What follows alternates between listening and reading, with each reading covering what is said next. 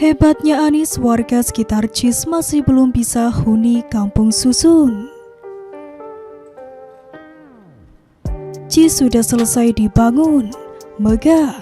Anis bangga dan pamer kemana-mana, bahkan menjadi tempat latar untuk ibadah. Pendukungnya lebih heboh, bangga dengan prestasi semu ini. Tapi di balik pembangunan megah itu ada sekelompok warga yang harus menanggung beban karena tergusur. Makanya dulu Anis membangun kampung susun Bayam agar bisa ditinggali oleh warga. Niatnya sih mulia, supaya warga bisa punya tempat tinggal. Tapi kalau Anis yang ngomong beda lagi ceritanya.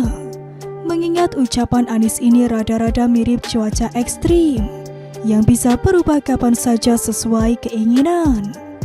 Dulu sempat ribut-ribut antara warga dengan Jakpro karena masalah harga. Dan sekarang warga sekitar masih belum bisa menghuni kampung susun itu karena bangunan masih dalam proses pemeliharaan. Belum masuk tapi kami komunikasi terus, kan sekarang juga masih masa proses pemeliharaan, kata Dirut Jakpro Iwan Takwin kala itu. Selain soal pemeliharaan, kendala lain adalah regulasi yang harus diikuti untuk memperbolehkan 123 kakak ex warga kampung Bayam itu agar menghuni kampung susun. Aturan itu tentang penentuan tarif sewa yang diatur dalam Peraturan Gubernur DKI Jakarta Nomor 55 Tahun 2018 itu. Pergubnya tahun 2018, artinya pergub ini dibuat di era Anis. Ingat, ini adalah kerjaan Anis, bukan gubernur lain. Dalam pergub tersebut tercatat bahwa rumah susun sewa dengan bangunan blok memiliki tarif sebagai berikut ini. Lantai 1 atau unit disabilitas lantai dasar untuk tipe 36 terprogram Rp394.000, umum Rp765.000. Lantai 2 untuk tipe 36 terprogram Rp369.000, umum Rp715.000. Lantai 3 untuk tipe 36 terprogram Rp344.000, umum Rp665.000.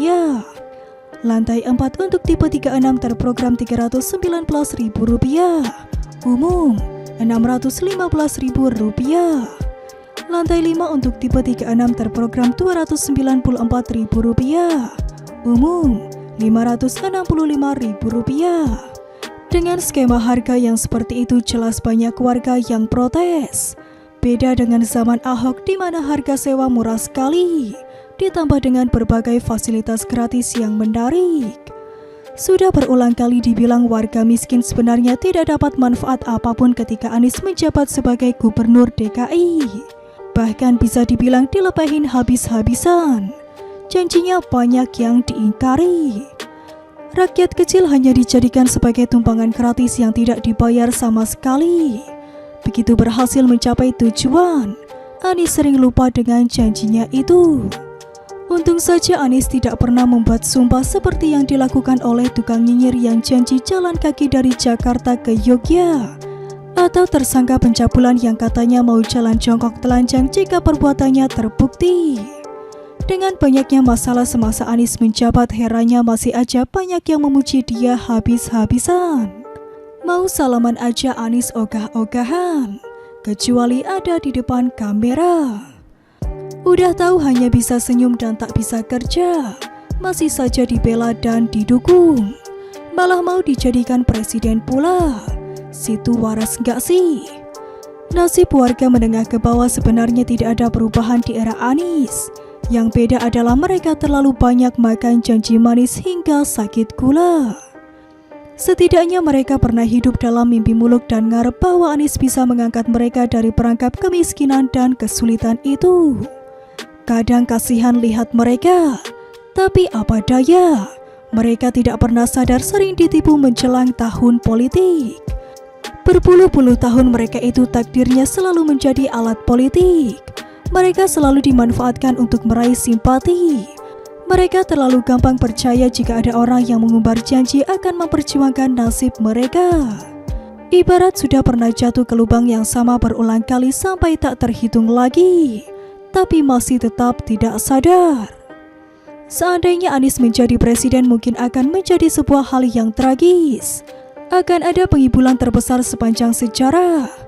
Mungkin bisa direkomendasi dapat rekor dunia Guinness sebagai tukang janji termanis dunia lebih manis dari 1 ton gula. Sudah kelar dibangun, sudah diresmikan Anies, sudah dipamerkan kemana-mana. Warga sekitar sampai sekarang malah masih belum bisa menghuni kampung susun tersebut. Ironis, tapi ya sudahlah. Bagaimana menurut Anda?